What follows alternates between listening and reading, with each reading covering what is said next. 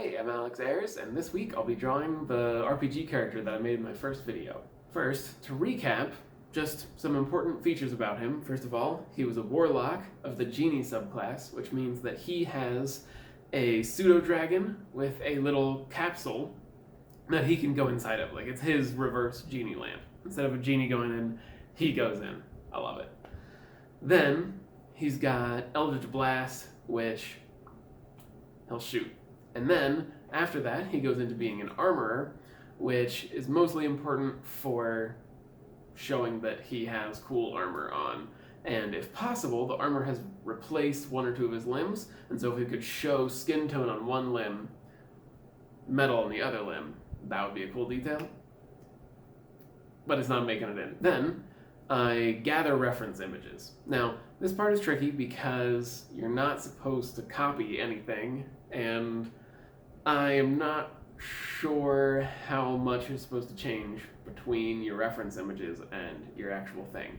But at the very least, you should be combining several reference images into one composite image, not just being like, I like how this looks, and then just copying it line for line. I have the character art for the armors in the book.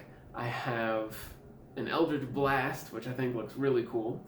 I have art for a container that I'm going to use. It's D&D themed, it's nice. And then I have someone holding their pseudo-dragon, all of which are great images.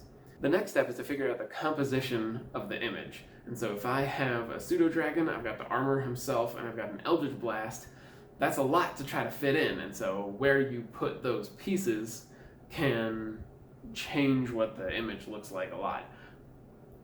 I don't know what I'm doing, so I'm just gonna have Eldritch Blast on one side, Pseudo-Dragon on the other. Hopefully that looks great. But when I'm actually drawing it, figuring out the proportions, how big and what shape of a canvas I need, I still need to do all of that, even if I've already kind of decided I'm just gonna have the details on either side. Once you have the composition figured out with a very, very rough sketch of what shape and size everything is, the next step is to do a much more detailed sketch of the armor and everything that's in there. It's not your finished product necessarily, but it's got a lot more detail than just the Eldritch Blast is gonna go here. This is all the farther I'm gonna go in this video because I haven't done this before and I'm out of time. The next steps, if you wanted to take this drawing further, is to ink, which is taking a much more solid color and going over your sketch in much more decisive lines. That makes it look better and less sketchy. Like, instead of lots of little lines, you just have one confident stroke that you've done well. Doing it well is hopefully something I'm capable of, but not right now. The next step after that is to choose a color palette and color the whole thing. I've never inked anything or colored anything, so I don't necessarily have any tips about those steps, but like I said, I'm done at the sketching step for this week. So I hope you enjoyed. These past couple weeks and these next couple weeks, my work is mandating a significant amount of overtime, so I'm pretty spent.